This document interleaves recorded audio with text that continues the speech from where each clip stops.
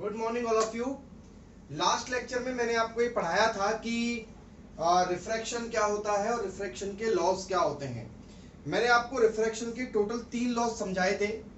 पहला लॉ था कि साइन आई और साइन आर का जो रेशियो है वो कांस्टेंट होता है, यानी कि सेकंड लॉ था स्नेल लॉ। दूसरा अपना लॉ था कि भाई नॉर्मल, इंसिडेंट रे, रिफ्रैक्टेड रे तीनों एक ही प्लेन में लाई करते हैं।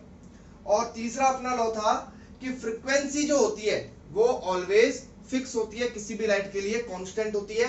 यानी कि जब कोई भी लाइट रे एक मीडियम से दूसरे मीडियम में ट्रांसफर होती है तो उसकी फ्रीक्वेंसी नहीं बदलती है, जबकि उसकी स्पीड और उसकी वेवलेंथ जरूर चेंज हो जाती है। ध्यान रखना इसको। अच्छा, और दूसरी बात मैंने आपको बताई थी कि रिफ्रैक्शन का कारण क्या होता है, रिफ्रैक्शन का कॉज क्या होता है। तो रिफ्रैक्शन का कॉज होता है कि जब भी लाइट रे एक मीडियम से दूसरे मीडियम में जाती है तो उसकी स्पीड जो है वो चेंज हो जाती है, या तो कम हो जाती है या ज्यादा हो जाती है। यानी कि जब लाइट रे रेयरर से डेंसर के अंदर जाती है तो डेंसर के अंदर उसकी स्पीड जो है वो थोड़ी सी कम हो जाती है, जबकि रेयरर के अंदर उसकी स्पीड जो है वो थोड़ी सी ज्यादा हो जाती है। आज मैं आपको स्नेल लॉ जो मैंने आपको समझाया था, स्नेल लॉ मैंने आपको बताया था कि sine I upon sine R is equal to होता है कांस्टेंट। क्या होता है? कांस्टेंट। और आज मैं इस कांस्टेंट को नाम देने वाला हूं, और इस कांस्टेंट को अपन बोलते हैं रिफ्रैक्टिव इंडेक्स। 10th क्लास के अंदर पूरे लाइट चैप्टर में अगर कंफ्यूजन कहीं भी क्रिएट होता है तो वो रिफ्रैक्टिव इंडेक्स होती है। क्यों? क्योंकि 10th क्लास में हमको इतना तो डिटेल में इसके बारे में समझाया जाता नहीं है, ठीक है। लेकिन आज हम इसके बारे में इतना डिटेल में पढ़ेंगे कि उसके आगे फिर ये चीज खत्म हो जाएगी, उसके आगे कुछ होता ही नहीं होगा। यानी कि रिफ्रैक्टिव इंडेक्स को मैं आपको पूर्ण डिटेल में समझाने वाला हूं आज। क्लियर? तो स्टार्ट करते हैं पर रिफ्रैक्टिव इंडेक्स। देखिए, रिफ्रैक्टिव इंडेक्स बराबर क्या है? Sine I upon sine R. Refractive index को डिनोट करते हैं बच्चों अपन एन से। एक एक चीज को स्टेप बाय स्टेप समझना। क्लियर? मैं यहां पर पहला पॉइंट ये ले रहा हूं कि जब भी कोई लाइट रे, ठीक है, जब भी कोई लाइट रे एक मीडियम से दूसरे मीडियम में जाती है तो उसकी स्पीड चेंज होती है। क्लियर? उसकी क्या चेंज होती है? स्पीड चेंज होती है। अब यानी कि अपन एक बात समझें कि जैसे देखो आई है और एक आर है, ठीक है। अगर आपको क्या लगता है, अगर आई जो है वो आर से बड़ा है मान लो, और दूसरा है कि अगर आर जो है वो आई से बड़ा है, अगर I is greater then are है तो लाइट जो है वो रेयरर से डेंसर के अंदर गई है। बोलो गई है नहीं गई है? क्लियर? लेकिन अगर ये है तो डेंसर से रेयरर में गई। अच्छा, एंगल जो है, ये जो एंगल है, चाहे वो आई हो चाहे वो आर हो, ये चेंज क्यों हो जाता है? इसके चेंज होने का कारण क्या है? कॉज ऑफ चेंज क्या है? एंगल के चेंज होने का कारण क्या है? कॉज ऑफ चेंज क्या है? तो कॉज ऑफ चेंज है क्या? स्पीड। यानी कि मैं बात करूं कि अगर एंगल ज्यादा होगा तो उस मीडियम के अंदर स्पीड ज्यादा होगी। बोलो समझ में आई बात नहीं है? अगर एंगल ज्यादा होगा तो उसके अंदर स्पीड ज्यादा होगी। यानी कि angle is directly proportional to speed. Clear? Angle is directly proportional to speed. इस चीज को आप बिल्कुल क्लियर करें। देखो, ये चीज तो मैंने आपको लास्ट लेक्चर के अंदर भी समझाई थी कि जिसके अंदर एंगल ज्यादा है इसका मतलब वो मीडियम रेयरर है। अगर आई ज्यादा है तो इसका मतलब रेयरर से डेंसर गई है, और अगर आर ज्यादा है तो आई रेयरर के अंदर डेंसर से। ठीक है? एंगल जो आई और आर है इनके चेंज होने का मेन कारण क्या है? स्पीड है। यानी कि अपन बात करें एंगल ज्यादा है तो स्पीड ज्यादा है, एंगल कम है तो स्पीड कम है। मतलब एंगल के डायरेक्टली प्रोपोर्शनल टू क्या हो गई? स्पीड हो गई। यानी कि जैसे जैसे एंगल चेंज होगा वैसे वैसे एंगल बढ़ेगा तो स्पीड बढ़ेगी, एंगल कम होगा तो स्पीड भी कम हो जाएगी। क्लियर?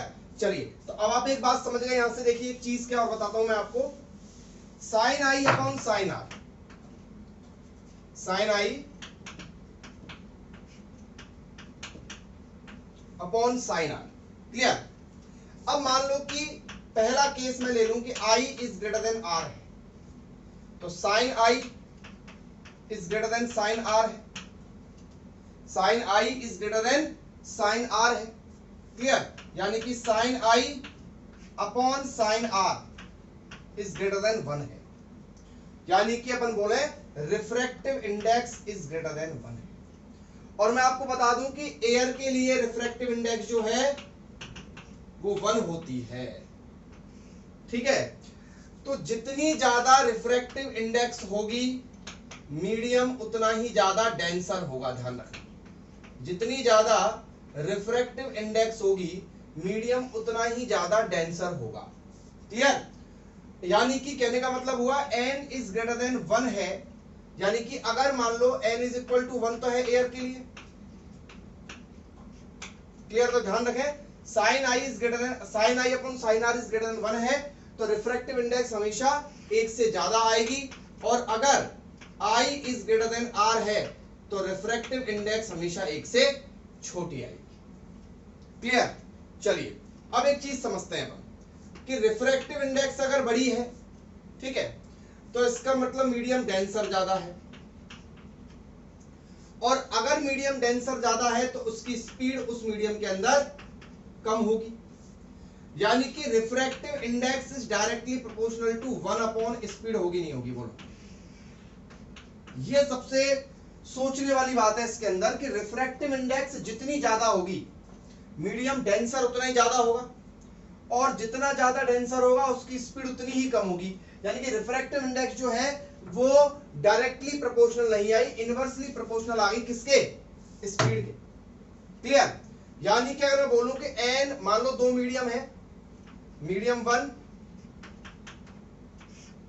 और इधर है मीडियम 2, इसकी रिफ्रैक्टिव इंडेक्स n1 है, इसकी रिफ्रैक्टिव इंडेक्स n2 है। क्लियर? तो n1 अपॉन n2 अगर किया जाए तो वो क्या आएगा? वो आएगा v2 अपॉन v1। क्यों? n डायरेक्टली प्रोपोर्शनल टू क्या है? 1 अपॉन स्पीड, यानी कि रिफ्रैक्टिव इंडेक्स अगर ज्यादा है तो मीडियम डेंसर ज्यादा है और उसकी स्पीड कम है। अच्छा, अगर मैं बोलूं sine I upon sine R, इसके सामने क्या आएगा? तो सर इसके सामने तो v1 अपॉन v2 आएगा। मान लो कि ये मीडियम 1 है और इसमें तो बनेगा I, और इसमें गई तो इसमें बनेगा R। तो इसमें तो इसके तो क्योंकि स्पीड के तो डायरेक्टली प्रोपोर्शनल होती है, लेकिन यहां क्या आ जाएगा? यहां आ जाएगा n2 अपॉन n1। तो अब यहां से एक चीज देखिए आप, यहां से एक चीज निकल के सामने आई, क्या? कि sine I upon sine R बराबर क्या होता है? n2 upon n1। मतलब सामने रिफ्रैक्टिव इंडेक्स तो आती है बट दूसरे वाले मीडियम की आती है। अब इस चीज को मैं आपको कैसे समझाऊंगा, देखना। मान लो कि लाइट यहां से गई, ठीक है, ये एंगल है θ1, और लाइट इसमें गई और ये एंगल है θ2। ठीक है, ये मीडियम 1 है और ये मीडियम 2 है। इंसिडेंस एंगल कौन सा है? θ1 है। ऊपर वाले की रिफ्रैक्टिव इंडेक्स n1 है, नीचे वाले की रिफ्रैक्टिव इंडेक्स n2 है। तो यहां पर मैं क्या लिखूंगा? Sine I1 upon sine I upon sine R। अब देखिए ऊपर आपने θ1 लिखा है ना, तो रिफ्रैक्टिव इंडेक्स सेकंड वाले की आएगी n2 अपॉन n1। ये चीजें 10th क्लास में नहीं समझाई जाती हैं। यानी कि कहने का मतलब ये है कि जब आप ये वाला मीडियम लोगे तो इसके सामने अगर आपने I लिया है तो सामने जो रिफ्रैक्टिव इंडेक्स आएगी वो नीचे वाले मीडियम की आएगी। क्लियर है? अगर मैं इसको ऐसे लिखता हूं sine R upon sine I, तो आएगी n1 अपॉन n2। क्लियर है? यानी कि कहने का मतलब ये होता है कि sine I upon sine R जो स्नेल का लॉ है उसको अपन क्या पढ़ते हैं? कांस्टेंट पढ़ते हैं। मैं यहां पर चेंज कर रहा हूं, देखना आप कैसे। Sine I upon sine R बराबर क्या पढ़ते हैं अपन? Refractive index. ठीक है, इतना पढ़ते हैं अपन बुकों में। मैं आज इसको पूरा कर देता हूं। Refractive index of second medium upon refractive index of first medium. Clear है? तो ये रिफ्रैक्टिव इंडेक्स वाला जो घोलमेल था वो कंप्लीट होता है अपना। बाकी का मैं आपको इसमें थोड़ा सा और बता देता हूं कि आपको कभी भी कैसा भी क्वेश्चन आ जाए रिफ्रैक्टिव इंडेक्स के अंदर, तो बस आप एक चीज जरूर याद रखें और लास्ट में पूरा जो कंक्लूजन है कंक्लूजन में आपको बता देता हूं कि रिफ्रैक्टिव इंडेक्स जितनी ज्यादा होगी, मतलब दो मीडियम है, दोनों मीडियम में से जिसकी रिफ्रैक्टिव इंडेक्स ज्यादा है वो मीडियम डेंसर होगा, ठीक है, और उस मीडियम में स्पीड 100% कम होगी। क्लियर है? तो अब यहां से एक तो ये याद रखिए आप, दूसरी क्या चीज याद रखनी है आपको कि v1/v2 बराबर n2/n1, ठीक है, और तीसरी आप चीज क्या याद रखिए, sin i upon sin r बराबर n2/n1, और तीसरा इन सबका मिक्सचर देखिए कैसे, भाई v1/v2 है, अब v बराबर क्या होता है, v बराबर होता है न्यू लैम्बडा, ठीक है, तो ये हो जाएगा new lambda 1 upon new lambda 2, frequency new से न्यू कट जाएगा, क्या आएगा लैम्बडा 1 अपॉन लैम्बडा 2। तो इन सबका जो कॉम्बिनेशन है वो मैं यहां लिख दे रहा हूं आपको कि sine I upon sine R बराबर v1 अपॉन v2 बराबर लैम्बडा 1 अपॉन लैम्बडा 2 बराबर n2/n1। ये याद रखें, अगर एंगल पूछे तो एंगल निकाल दें, वेलोसिटी पूछे तो वेलोसिटी निकाल देंगे, लैम्बडा पूछेगा तो लैम्बडा निकाल देंगे, और रिफ्रैक्टिव इंडेक्स देगा तो रिफ्रैक्टिव इंडेक्स निकाल देंगे। क्लियर? ये आपका रिफ्रैक्टिव इंडेक्स का पूरा कॉम्बिनेशन है, ये आपका मैंने पूरा कंक्लूजन लिख दिया है। इसके बाहर 12th क्लास के किसी कंपटीशन एग्जाम के अंदर भी क्वेश्चन नहीं जाएगा। बाकी की रही बात किसकी कि भाई इसका याद रखें, भाई एयर की जो रिफ्रैक्टिव इंडेक्स है वो क्या होती है, 1 होती है, इसका ध्यान रखना, ये इंपॉर्टेंट बात है, ये आपको नहीं दिया जाएगा। बाकी या किसी भी मीडियम की रिफ्रैक्टिव इंडेक्स के बारे में आपको क्वेश्चन के अंदर गिवन होगा, ठीक है। तो मैं एक क्वेश्चन ले लेता हूं, यहां पर एक क्वेश्चन है छोटा सा, अपना देखना उसको। चलिए, तो क्वेश्चन है light of wavelength 6000 angstrom in air enters a medium of refractive index 1.5, what will be its velocity and frequency in the medium. तो देखिए, सबसे पहली बात तो क्या है कि जो जो चीजें गिवन है उसे अपन लिख लेते हैं। Clear? Light of wavelength 6000 angstrom in air, तो पहला मीडियम इसमें एयर है और दूसरा है एक कोई मीडियम, तो यानी कि लाइट जो है वो एयर से उस मीडियम के अंदर एंटर कर रही है। क्लियर बच्चों? लाइट एयर से उस मीडियम के अंदर क्या कर रही है, एंटर कर रही है। तो एयर से मीडियम के अंदर एंटर कर रही है, एयर की रिफ्रैक्टिव इंडेक्स में n1 ले लेता हूं जो 1 होती है, इसकी रिफ्रैक्टिव इंडेक्स n2 है जो 1.5 दे रखी है। वी नो दैट कि v1 यानी कि इसमें 3 × 10⁸ मीटर पर सेकंड होता है, और इसमें जो है वो वेलोसिटी पूछी गई है आपसे। क्लियर है? ये सब कुछ है भाई, इसकी वेलोसिटी आपसे पूछी गई है। इसके अंदर जो वेवलेंथ है वो आपको 6000 एंगस्ट्रॉम दे रखी है, और इसके अंदर जो वेवलेंथ है वो आपसे नहीं पूछी गई है, लेकिन अपन तो निकालेंगे। क्लियर? अच्छा, इसके अंदर फ्रीक्वेंसी नहीं दी गई है और इसके अंदर फ्रीक्वेंसी पूछी हुई है, लेकिन वी नो दैट कि ν1 और ν2 फ्रीक्वेंसी तो कभी चेंज होती नहीं है, तो मैं यहाँ पर फ्रीक्वेंसी निकाल लूंगा। क्लियर है? जो फ्रीक्वेंसी मैं इस मीडियम की निकालूंगा वही फ्रीक्वेंसी इस मीडियम की होगी। तो मैं सबसे पहले वेलोसिटी निकाल लेता हूं। वी नो दैट कि n1/n2 इज इक्वल टू होता है v2/v1। क्लियर? तो v2 बराबर क्या हो जाएगा, n1/n2 इंटू v1। क्लियर है? n1/n2 इंटू v1, तो n1 is 1, n2 is 1.5 and v1 is 3 × 10⁸ clear है? तो ये हो जाएगा आपका 2 × 10⁸ मीटर पर सेकंड। ये आपके आ जाएगी वेलोसिटी, यानी कि वेलोसिटी का आंसर आ गया अपना इस वाले का। ठीक है? दूसरी बात रही फ्रीक्वेंसी की, तो वी नो दैट कि v बराबर होता है न्यू लैम्बडा। v बराबर क्या होता है, न्यू लैम्बडा। अगर आप यहाँ v1 लोगे तो आपको लैम्बडा 1 लेना पड़ेगा, और आप v2 भी ले सकते हो, but we have not lambda 2, हमारे पास लैम्बडा 2 नहीं है, इसलिए मैं v1 ही ले लेता हूँ। तो v1 इज इक्वल टू क्या होगा, v1 होगा 3 × 10⁸ बराबर new, and what is lambda 1, lambda 1 is 6000 × 10⁻⁻10। Clear? तो न्यू बराबर क्या हो जाएगा, यहां से न्यू बराबर हो जाएगा 3 × 10⁸ अपॉन 6000 × 10⁻⁻10। ठीक है बेटा? तो ये यहां पर हो जाएगा 3, देखो 3 इंटू, अब इस 10 टू माइनस 10 को मैं ऊपर ले जाऊंगा तो ये हो जाएगा 10 टू द पावर 18, लेकिन 3 जीरो नीचे है पहले से ही, तो वो हो जाएगा 10 to the power 50 upon 6, 3 to जा 6। तो अब मैं इसको ऐसे लिख सकता हूं बच्चों, 10 इंटू 10 की पावर 14 अपॉन 2, तो 2 से कट गया 5 बार, तो आंसर आएगा 5 इंटू 10 की पावर 14 हर्ट्ज। ये आपकी फ्रीक्वेंसी आ गई। और यही फ्रीक्वेंसी जो होगी, यही frequency same to same second वाले मीडियम की होगी। अगर आपसे पूछे तो आप यही आंसर दे सकते हैं, बिकॉज जब भी लाइट रे एक मीडियम से दूसरे मीडियम के अंदर जाती है तो कोई भी फ्रीक्वेंसी चेंज नहीं होती है। तो ये अपना क्वेश्चन था, जो आप थिंक आपको समझ में आ गया होगा, आप नोट कर लेना इसको। नेक्स्ट अपना टॉपिक है refraction through a parallel slab. यह आपने टॉपिक 10th क्लास में पढ़ा होगा, लेकिन आज हम इसका एक डेरिवेशन यहाँ पर सॉल्व करेंगे और अपन इसमें जो लेटरल डिस्प्लेसमेंट वाली जो चीज होती है वो आपको समझाऊंगा वो क्या होती है, और उसका फॉर्मूला आप यहाँ पर निकालेंगे। ठीक है, वो ठीक वाली बात है, लेकिन इसमें एक चीज मैं आपको बता दूं कि ये ना तो एनसीईआरटी के अंदर इसका फॉर्मूला गिवन है और ना ही किसी राजस्थान बोर्ड की बुक के अंदर इसका फॉर्मूला गिवन है।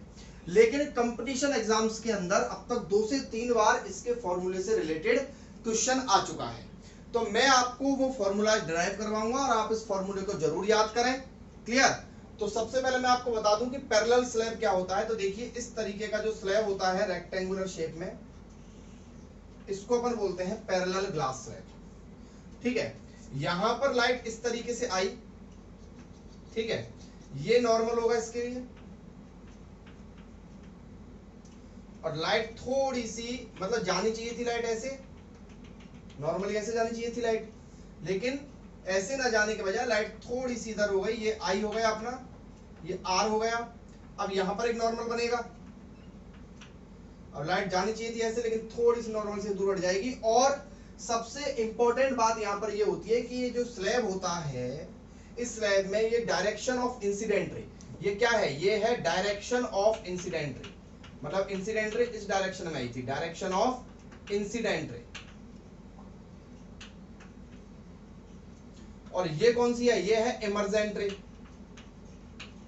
तो डायरेक्शन ऑफ इंसिडेंट रे और इमर्जेंट रे क्या होंगी, यहां पर पैरेलल हो जाएंगी। और सबसे इंपॉर्टेंट बात है कि इनके बीच की जो डिस्टेंस होगी, परपेंडिकुलर डिस्टेंस होगी, वो बोलेंगे डी, और ये डी ही क्या कहलाएगा, ये कहलाएगा लेटरल डिस्प्लेसमेंट। यानी कि इसका मतलब है कि लाइट इतनी डिस्प्लेस हो चुकी है। क्लियर है? लाइट जानी चाहिए थी ऐसे, लेकिन लाइट गई ऐसे है, तो इतनी लाइट क्या हो चुकी है, डिस्प्लेस हो चुकी है। मतलब कि the distance between the direction of incident ray and emergent रे इज कॉल्ड लेटरल डिस्प्लेसमेंट। ठीक है, और मैं इसकी थिकनेस ले लेता हूं, इसकी थिकनेस मान लेता हूं मैं टी है इसकी थिकनेस, टी यहां पर मैंने थिकनेस ले ली। ठीक है, ये नॉर्मल है, ये भी 90 डिग्री होगा, ये भी 90 डिग्री होगा, उसको नाम दे देता हूं मैं ए बी सी डी, इसको ई नाम दे देते हैं। ठीक है, और कोई रह गया कि इसको एम नाम दे देते हैं। ठीक है, ये अपन ने नाम दे दिए इसको। अब मैं यहाँ पर इसका ये डी का फॉर्मूला यहाँ पर मैं डिराइव करने जा रहा हूं। तो सबसे पहले मैं देखो बी सी एम, ये ट्राइंगल आपको दिखाई दे रहा है, देखिए in triangle B C M, I think बोल सकते हैं कि डेरिवेशन नंबर शायद अपना तीसरा या चौथा डेरिवेशन है बी सी एम। ठीक है, बी सी एम में देखिए एंगल 90 डिग्री है और अपन को डी निकालना है, यानी कि सी एम निकालना है अपन को। तो मैं यहां पर लगा देता हूं साइन थीटा। अच्छा, ये वाला एंगल कितना होगा बताओ, ये वाला एंगल, ये वाला एंगल हो जाएगा आई माइनस आर, क्योंकि ये पूरा आई है, ये भी पूरा आई है, वर्टिकल अपोजिट, जिसमें से आर गया तो ये कितना बचा, आई माइनस आर। तो मैं लगा रहा हूं साइन आई माइनस आर। तो sine I minus R, sine theta बराबर होता है पी अपॉन एच, यानी कि परपेंडिकुलर अपॉन हाइपोटेनियस। तो इसके सामने परपेंडिकुलर कितना है, डी है, यानी कि सी एम है, अपॉन, और नीचे एच, 90 के सामने वाली लाइन एच, यानी कि B C upon B C. तो यहां से सी एम की जगह मैं लिख दूंगा डी अपॉन बी सी। ठीक है बच्चों, तो यहां से डी बराबर हो जाएगा आपका, डी बराबर हो जाएगा B C sine I minus R. D बराबर क्या हो जाएगा, B C sine I minus R हो जाएगा। अब यहां पर इसको मैं इक्वेशन नंबर 1 मान लेता हूं। उसके बाद मुझे निकालना है दूसरा। देखिए बहुत आसान है, मैंने इसमें साइन आई माइनस आर लगाया बस। अब मैं एक काम करता हूं, मुझे निकालना है बीसी। अब देखिए बीसी इससे निकल जाएगा, यहां से कैसे निकल जाएगा, इसमें लगा दीजिए बीसी चाहिए अपन को, ये चाहिए तो एक काम करिए आप लगा दीजिए इसमें कॉस। तो in triangle BEC, in triangle BEC cos R बराबर, कॉस क्या होता है, कॉस होता है बी अपॉन एच। बी कितना, बी हो गया आपका बीई, और नीचे ये हो जाएगा आपका बीसी। तो यहां से बीसी बराबर क्या आ जाएगा, बीई। अब देखो बी से लेके ई तक की हाइट कितनी है, ये टी है, तो ये हो जाएगा टी अपॉन नीचे चला जाएगा कॉस आर। ठीक है, इक्वेशन नंबर 2। बीसी ऊपर आया, अब बीसी की जगह रख दीजिए तो डी बराबर कितना हो जाएगा, डी बराबर हो जाएगा T upon cos R sine I minus R, और यह आपका बन जाएगा लेटरल डिस्प्लेसमेंट का फॉर्मूला। क्या हो जाएगा, T sine I minus R upon cos R. ठीक है, अब मैं इसको मिटा देता हूं। देखिए अब यहां पे ये फॉर्मूला बन गया। अब इसमें क्या एक स्पेशल केस लगाएंगे, वो स्पेशल केस क्या है, स्पेशल केस है कि if angles are very very small. ठीक है, तो वी नो दैट कि sine I minus R can be written as I minus R, clear, and cos R is equal to 1। ये मैंने क्यों लिखा, क्योंकि देखिए साइन आई माइनस आर तो लिखा जा सकता है I minus R, sir cos R जो है वो आर लिखा जा सकता है क्या, angles are very very small, तो आर मान लेता हूं मैं बिल्कुल नियरेस्ट टू 0 डिग्री, और कॉस 0 डिग्री की वैल्यू कितनी होती है, 1 होती है। तो sine I minus R is equal to I minus R, तो cos R is equal to 1, तो D is equal to T upon 1, sign की जगह साइन रहने दो, क्या लिखेंगे आई माइनस आर, यानी कि डी का फॉर्मूला क्या बन गया, टी आई माइनस आर। अब सॉल्व करने वाले तो उसको और भी आगे सॉल्व कर देते हैं, कैसे, डी बराबर टी, आई कॉमन ले लो, आई कॉमन लेंगे तो क्या बचेगा, 1 minus R upon I, 1 minus R upon I बचा। अब वी नो दैट कि sine I upon sine R बराबर क्या होता है, रिफ्रैक्टिव इंडेक्स एन, तो साइन आई अपॉन आर है ना, तो इसको लिख सकता हूं मैं I upon R because angle is very very small. तो आई अपॉन आर बराबर क्या हो गया, एन हो गया। तो बताइए आर अपॉन आई क्या हो जाएगा, 1 अपॉन एन हो जाएगा। तो डी बराबर क्या हो जाएगा, T I 1 minus 1 upon N, यानी कि हर तरह की व्यवस्था अगर आपको आर दे रखा हो तो ये वाला फॉर्मूला लगाइए, और अगर आपको रिफ्रैक्टिव इंडेक्स दे रखी हो तो ये वाला फॉर्मूला लगाइए, और अगर आपको आर और आई बड़े बड़े में दे रखे हो तो आप ये वाला फॉर्मूला लगाइए। तो यानी कि यहाँ पर इसके कितने फॉर्मूले मैंने आपको बता दिए, पहला फॉर्मूला बता दिया ये कि अगर एंगल बड़े हो, दूसरा फॉर्मूला बता दिया ये, और तीसरा फॉर्मूला बता दिया मैंने आपको ये होता है लेटरल डिस्प्लेसमेंट का डेरिवेशन, और इसको आप बहुत अच्छी तरह से याद कर लें। चलिए अब हम चलते हैं नेक्स्ट टॉपिक की तरफ। अगला अपना टॉपिक है रियल एंड अपरेंट डेप्थ। ये टॉपिक भी आपका कंपटीशन एग्जाम्स में अच्छी तरीके से, इसमें बहुत सारे क्वेश्चंस आ चुके हैं बहुत बार, और ये एनसीईआरटी और राजस्थान बोर्ड की बुक्स के अंदर इंक्लूड नहीं किया गया है, लेकिन बहुत इंपॉर्टेंट टॉपिक है अगर आप किसी कंपटीशन एग्जाम्स के बारे में सोच रहे हैं तो। ठीक है, तो चलिए अपन बात करते हैं। ये टॉपिक जो है बहुत छोटी क्लास से इसका एक एग्जांपल दिया जाता है कि जब अपन एक पेंसिल को एक बर्तन, एक पानी से भरे हुए टैंक के अंदर डाल देंगे तो वो पेंसिल थोड़ी सी ऊपर उठी हुई दिखाई देगी। तो पहले तो मैं आपको बता देता हूं कि उसकी रियल डेप्थ कुछ और होती है, लेकिन आपको जो दिखाई देती है वो अपरेंट डेप्थ होती है। तो मैं सबसे पहले आपको बता देता हूं कि भाई रियल और अपरेंट डेप्थ का एक एग्जांपल जो पेंसिल वाला दिया जाता है उसका कारण क्या है। तो देखिए आपके पास मान लो एक टैंक में पानी भरा हुआ है इस तरीके से,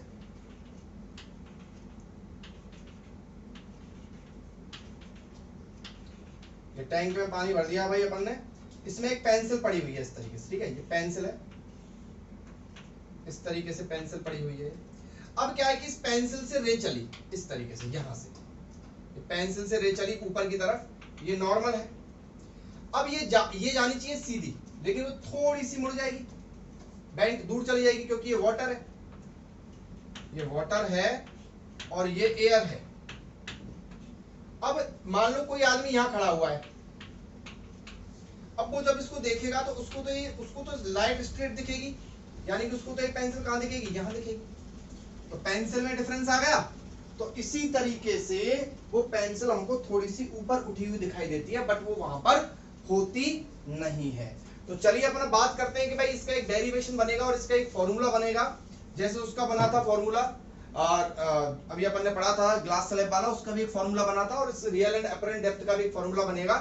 यानी कि आपको क्वेश्चन में रिफ्रैक्टिव इंडेक्स दे दी जाएगी और आपसे बोला जाएगा कि एक आदमी या फिर एक कोई चीज इतनी ऊपर दिखाई दे रही है, तो बताइए उसकी रियल डेप्थ वहां पर क्या होगी। तो चलिए अपन बात करते हैं रियल एंड अपरेंट डेप्थ की।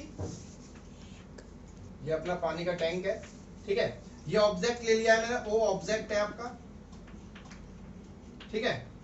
अब यहां से इस तरीके से लाइट रे चली, इस तरीके से लाइट, ठीक है, मैं यहां पर एक लाइन बना लेता हूं इस तरीके से करके, ठीक है। ये यहां पर नॉर्मल हो गया, ठीक है, इसका नॉर्मल के साथ एंगल कितना हो गया, आई, ठीक है, लाइट का नॉर्मल के साथ एंगल कितना हो गया, आई हो गया, ठीक है। अब ये लाइट रे सीधी जानी चाहिए थी, लेकिन थोड़ी सी मुड़ जाएगी, नहीं मुड़ जाएगी इधर, और ये एंगल कितना हो जाएगा, आर हो जाएगा। और ऑब्जेक्ट अपन को कहां दिखेगा, जो ऑब्जेक्ट है वो इतना नीचे है, लेकिन अपन को उसकी इमेज यहां दिखेगी, तो मैं इसको ले लेता हूं आई।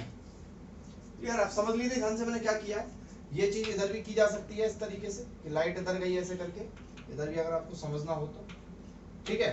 तो ये ए ले लेता हूं मैं, और ये बी ले लेता हूं, और ये सी ले लेता हूं, क्लियर है ये पॉइंट। तो आप देख लीजिए लाइट रे इस तरीके से चली है, जैसे इधर भी जा सकती है और इमेज इसकी इधर बन जाएगी ऐसे करके, ठीक है। तो लाइट ऐसे गई फिर इधर मुड़ गई, तो अपन को इमेज दिखाई दे रही है यहां पर, ठीक है। अब देखिए ये वाला एंगल आई है, तो बोलिए ये वाला एंगल भी आई होगा, क्योंकि ये दोनों पैरेलल लाइन है, तो जेड बन रहा है, क्लियर। ये वाला आर है तो ये वाला भी आर होगा, बिकॉज करस्पॉन्डिंग एंगल हो गया। देखिए आप चेक कर लीजिए, करस्पॉन्डिंग एंगल है, ठीक है। ये पैरेलल लाइन है, पैरेलल के इधर ये है और ये पैरेलल के इधर ये है, ठीक है। तो ये आई होगा या ये आर होगा, अपना काम यहीं से स्टार्ट हो जाता है। कैसे हो जाता है देखिए, सबसे पहले मैं क्या कर रहा हूं, वी नो दैट कि इसकी रिफ्रैक्टिव इंडेक्स जो है वो एन है, इस लिक्विड की रिफ्रैक्टिव इंडेक्स कितनी है, एन है, और बाहर रिफ्रैक्टिव इंडेक्स जो है एयर है, तो 1 होगी बाहर, तो क्लियर है। समझिए बाहर की refractive index n is equal to 1 हो गई, और इस वाटर की, जो अंदर वाटर है, पानी है, जो भी आप लिक्विड लेना चाहो, तो इसकी रिफ्रैक्टिव इंडेक्स मैं मान लेता हूं n हो गई, ठीक है। अब आप देखिए यहां पर क्या है कि सबसे पहले मैं लगा रहा हूं यहां पर साइन आई। साइन आई जब मैं यहां पर लगाऊंगा तो ये आई है, ये वाला एंगल आई है, क्लियर। तो क्या करेंगे, साइन बराबर क्या होता है, P अपॉन H, तो इसके सामने वाली साइड हो गई P यानी कि AC, यानी कि AC अपॉन, और ये होगा, ये 90 डिग्री है, तो ये आपका हो जाएगा हाइपोटेनियस यानी कि OA, clear, AC upon OA, ठीक है बच्चों। साइन R, साइन R अगर मैं लगाऊं यहां पे तो क्या हो जाएगा, AC upon AI, AC upon AI, ठीक है। अब आप देखिए यहां पे, अब आपको बहुत काम की चीज, जो आपको मैंने आज रिफ्रैक्टिव इंडेक्स के अंदर पढ़ाया था, वो चीज यहां पर काम आएगी, क्या कि अगर मैं यहां पर sine I upon sine R करता हूं, तो अब आपका दिमाग लगना चाहिए, ठीक है। Sine I upon sine R करता हूं, I एंगल अंदर है, तो इसके सामने जो रिफ्रैक्टिव इंडेक्स आएगी वो दूसरे मीडियम की आएगी, यानी कि यहां पर आएगी 1 एयर की, और नीचे आएगी n। बोलो आया नहीं आया समझ में, क्लियर। क्योंकि अब की बार I जो है वो अंदर है, क्लियर है, तो इसके सामने अंदर वाले की रिफ्रैक्टिव इंडेक्स नहीं आएगी, इसके सामने ऊपर वाले की रिफ्रैक्टिव इंडेक्स आएगी, और ये बाहर है तो इसके सामने अंदर वाले की रिफ्रैक्टिव इंडेक्स आएगी। तो sine I upon sine R बराबर क्या हो जाएगा, 1 अपॉन n, यानी कि sine R upon sine I बराबर हो जाएगा n, और यहां लिख देंगे फ्रॉम स्नेल्स लॉ, क्लियर। चलिए उसके बाद हम बात करते हैं sine R upon sine I बराबर हो गया n, तो साइन R कितना, AC upon AI upon AC upon AO या OA is equal to n, AC से AC गया, ओ ए आएगा ऊपर, तो O A upon A I is equal to N. O A upon A I is equal to क्या हो गया, N हो गया। ठीक है, अब मैं ले रहा हूं कि इफ, जो हर डेरिवेशन में लेना पड़ रहा है अपन को, इफ एंगल्स आर, क्योंकि कोई भी डेरिवेशन बड़े बड़े एंगल्स के साथ पॉसिबल नहीं हो सकता है। If angles are very very small, तो देखिए ओ ए जो है, अगर एंगल बहुत छोटा हो गया तो सोचिए कि ये लाइन, ये एंगल बहुत छोटा हो गया, तो ये ओ ए यहीं कहीं होगा। ये एंगल इतना, जैसे मान लो ये है, ये एंगल इतना है। अब एंगल को छोटा कर दूं तो ऐसे पास आ जाएंगी, ये लाइन पास आ जाएंगी, तो ये ए एंगल यहीं आ जाएगा पास में। क्लियर है? तो फिर ए ओ और ओ सी में क्या अंतर रहेगा, कुछ नहीं। तो मैं एंगल से अगर छोटा है तो ए ओ बराबर क्या लिख सकता हूं, ओ सी, और ए आई बराबर क्या लिख सकता हूं, ए आई बराबर सी आई। ठीक है भाई, तो यहां से क्या हो जाएगा, एओ की जगह क्या आ जाएगा, OC. So OC upon C I is equal to N. अब आप देखिए ओ से लेके सी तक ये थी रियल डेप्थ। रियल डेप्थ को मान लेता हूं मैं एच, कैपिटल एच, और अपरेंट डेप्थ को मान लेता हूं मैं स्मॉल एच। तो ओसी कितना, ओसी आएगा capital H upon small H बराबर एन। ये नया फॉर्मूला बन गया आपका, यानी कि रियल डेप्थ हो गई एन एच।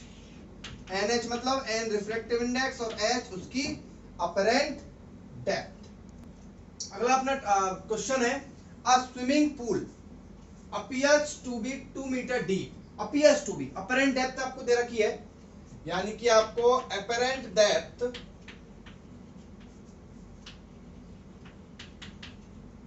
यानी कि स्मॉल एच बराबर आपको दे रखा है 2 मीटर। ठीक है, how deep would it actually be, actual में कितना है, यानी कि आपसे रियल डेप्थ के बारे में पूछ रहा है। कैपिटल एच आपसे पूछ रहा है ये कितना है। ठीक है, रिफ्रैक्टिव इंडेक्स आपको दी हुई है 4/3। ठीक है भाई, तो अब देख लेते हैं भाई, वी नो दैट कि n बराबर क्या होता है, h अपॉन h। n कितना 4/3, और h उधर से आएगा तो कितना हो जाएगा 2 बराबर h, तो h बराबर कितना हो जाएगा 8/3 मीटर। क्लियर? तो इस तरीके से अपन इस क्वेश्चन को सॉल्व कर सकते हैं। ठीक है भाई, तो ये आपके इस तरीके के क्वेश्चन जो है वो आपसे पूछे जा सकते हैं। इसमें ज्यादा से ज्यादा क्या पूछा जा सकता है, ज्यादा से ज्यादा ये पूछा जा सकता है कि भाई नीचे से उसकी, जैसे मान लो कि ये उसकी रियल डेप्थ है कैपिटल एच, यहाँ पर उसकी अपरेंट डेप्थ है स्मॉल एच, तो आपसे ये पूछा जा सकता है एक्स, नीचे से उसकी हाइट कितनी होगी, तो x बराबर क्या हो जाएगा h माइनस एच, यानी x बराबर क्या हो जाएगा h माइनस, और ये जो h है, या फिर एक काम करते हैं अपन, जैसे h माइनस ये h जो है, ये h बराबर हो जाएगा यहां से h अपॉन n। ठीक है, तो h अपॉन n हो जाएगा, h कॉमन हो जाएगा, 1 माइनस 1 अपॉन n हो जाएगा। ये फॉर्मूला भी बहुत सारी किताबों में दिया हुआ होता है, बाकी का मेरे हिसाब से तो केवल अगर आप यही फॉर्मूला याद कर लो तो काम चल जाएगा आपका। ठीक है, बाकी का ध्यान रखना भाई, थोड़े से अवेयर रहना भाई, को क्या पूछा गया, कहीं x पूछा है और आपने h का आंसर दे दिया तो फिर गलत हो जाएगा क्वेश्चन। ठीक है भाई, चलिए अपन नेक्स्ट आगे बढ़ते हैं अगले टॉपिक की तरफ। तो नेक्स्ट टॉपिक होगा अपना टोटल इंटरनल रिफ्लेक्शन। इसको अपन अगले लेक्चर में स्टडी करेंगे। बहुत इंपॉर्टेंट टॉपिक होने वाला है टोटल इंटरनल रिफ्लेक्शन, और उसके एप्लीकेशंस भी होते हैं कुछ अलग अलग। तब तक आप ये दो डेरिवेशन जो मैंने आज आपको करवाए हैं इनको ढंग से देखिए। अगले लेक्चर में अपन TIR स्टडी करेंगे, यानी कि टोटल इंटरनल रिफ्लेक्शन स्टडी करेंगे और उसके एप्लीकेशन स्टडी करेंगे, और उसके बाद आएंगे अपन लेंस के ऊपर। Thank you.